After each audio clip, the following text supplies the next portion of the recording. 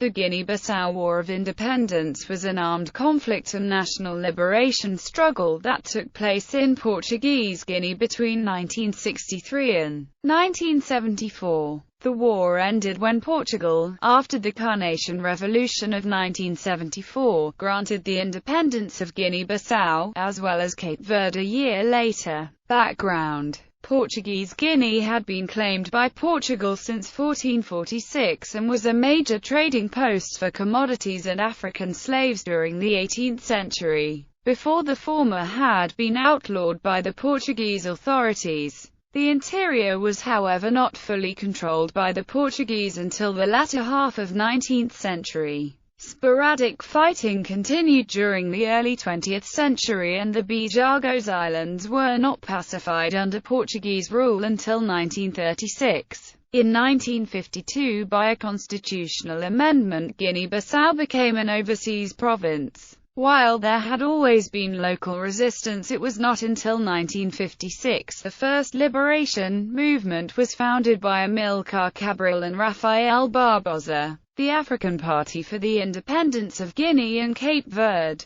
The first major active of the PAIGC was a strike by dock workers in Bissau on August 3, 1959. The colonial police violently repressed the strike, and more than 50 people died. The incident became known as the Acuity Massacre. The massacre led to a major upswing of popular support for the PAIGC. By 1960, it was decided to move headquarters to Conakry in neighboring Guinea in order to prepare for an armed struggle. On April 18, 1961, PAIGC, together with FRELIMO of Mozambique, MPLA of Angola and MLSTP of São Tomé and Príncipe, formed Conference of Nationalist Organizations of the Portuguese Colonies during a conference in Morocco. The main goal of the organization was cooperation of the different national liberation movement in Portuguese colonies, Portuguese Overseas Armed Forces and the PAIGC. The war in Guinea has been termed Portugal's Vietnam. The main indigenous revolutionary insurgent movement,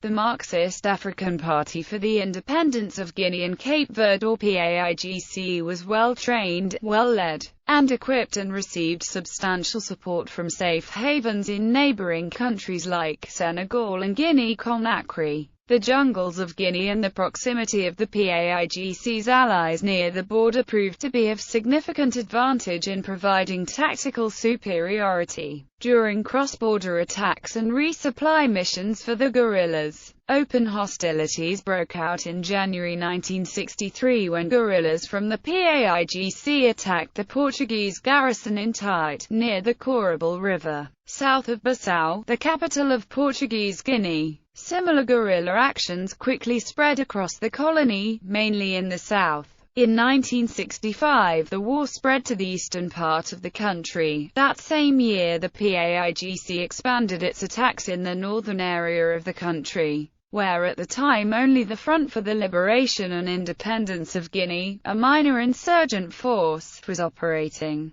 By this time, the PAIGC, led by Amilcar Cabral, began openly receiving military support from the China and Cuba, Soviet Union. The successive PAIGC guerrilla operations forced the Exército Português do Ultramar, deployed in Portuguese Guinea, on the defensive at an early stage. The latter were forced to limit their response to defending territories and cities already held. Unlike Portugal's other African territories, successful small-unit Portuguese counterinsurgency tactics were slow to evolve in Guinea. Defensive operations, where soldiers were dispersed in small numbers to guard critical buildings, farms, or infrastructure, were particularly devastating to the regular Portuguese infantry, who became vulnerable to guerrilla attacks outside of populated areas by the forces of the PAIGC. They were also demoralized by the steady growth of PAIGC liberation sympathizers and recruits among the rural population. In a relatively short time, the PAIGC had succeeded in reducing Portuguese military and administrative control of the country to a relatively small area of Guinea. The scale of this success can be seen in the fact that native Guineans in the liberated territories ceased payment of debts to Portuguese landowners as well as payment of taxes to the colonial administration. The branch stores of the company União Fabril, Mario Lima Wanan, and Manuel Pinto Brandão companies were seized and inventoried by the PAIGC in the areas they controlled, while the use of Portuguese currency in the areas under guerrilla control was banned. In order to maintain the economy in the liberated territories,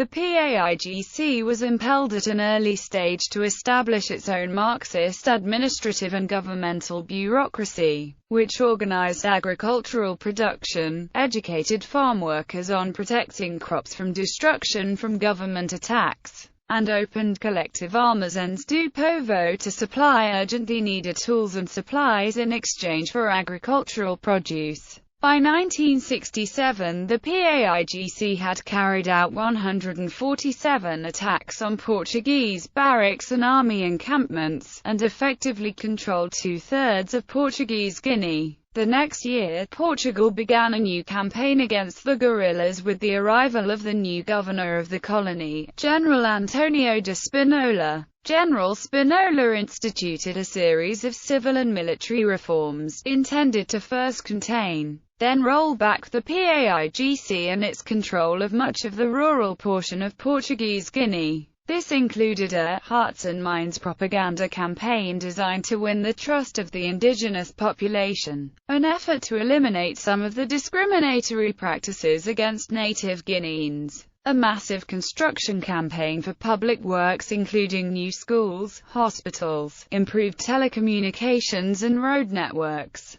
and a large increase in recruitment of native Guineans into the Portuguese armed forces serving in Guinea as part of an Africanization strategy. Africanization of the conflict. Until 1960, Portuguese military forces serving in Guinea were composed of units led by white officers, with commissioned soldiers, overseas soldiers, and native or indigenous Africans serving in the enlisted ranks. These discriminatory color bars to service were eliminated as part of the Africanization policy of General Spinola, which called for the integration of indigenous Guinea Africans into Portuguese military forces in Africa. Two special indigenous African counterinsurgency detachments were formed by the Portuguese armed forces. The first of these was the African Commandos, consisting of a battalion of commandos composed entirely of black soldiers. The second was the African Special Marines, marine units entirely composed of black soldiers. The African Special Marines supplemented other Portuguese elite units conducting amphibious operations in the riverine areas of Guinea in an attempt to interdict and destroy guerrilla forces and supplies. General Spinola's Africanization policy also fostered a large increase in indigenous recruitment into the armed forces, culminating in the establishment of all-black military formations such as the Black Militias commanded by Major Carlos Fabião. By the early 1970s, an increasing percentage of Guineans were serving as non-commissioned or commissioned officers in Portuguese military forces in Africa, including such higher-ranking officers as Captain Marcelino da Mata, a black Portuguese citizen born of Guinean parents who rose from a first sergeant in a road engineering unit to a commander in the Commandos Africanos. Tactical changes. Military tactical reforms by Portuguese commanders included new naval amphibious operations to overcome some of the mobility problems inherent in the underdeveloped and marshy areas of the country. These new operations utilized destacamentos de fuzileiros especiais as strike forces. The fuzileiros especiais were lightly equipped with folding stock M961 rifles, 37mm rocket launchers, and light machine guns such as the Heckler and Koch HK-21 to enhance their mobility in the difficult, swampy terrain. Between 1968 and 1972, the Portuguese forces increased their offensive posture, in the form of raids into PAIGC-controlled territory. At this time, Portuguese forces also adopted unorthodox means of countering the insurgents, including attacks on the political structure of the nationalist movement. This strategy culminated in the assassination of Amilcar Cabral in January 1973. Nonetheless, the PAIGC continued to increase its strength, and began to heavily press Portuguese defense forces. In 1970, the Portuguese Air Force began to use similar weapons to those the U.S. was using in the Vietnam War, napalm and defoliants, in order to find the insurgents or at least deny them the cover and concealment needed for rebel ambushes. In an effort to hamper assistance to the PAIGC from the neighboring Republic of Guinea, Portugal commenced Operação Mar Verde or Operation Green Sea on the 22nd of November 1970 in an attempt to overthrow Ahmed Sékou Touré, the leader of the Republic of Guinea and staunch PAIGC ally, and cut off supply lines to PAIGC insurgents. The operation involved a daring raid on Conakry, a PAIGC safe haven, in which 220 Portuguese fusileros and 200 Guinean anti-Ahmed Sékou Touré insurgents attacked the city. The attempted coup d'Acuity failed, though the Portuguese managed to destroy several PAIGC ships and Air Force assets and freed all the 26 Portuguese POWs. One immediate result of Operation Green Sea was an escalation in the conflict, with countries such as Algeria and Nigeria now offering support to the PAIGC as well as the Soviet Union, which sent warships to the region in a show of force calculated to deter future Portuguese amphibious attacks on the territory of the Republic of Guinea.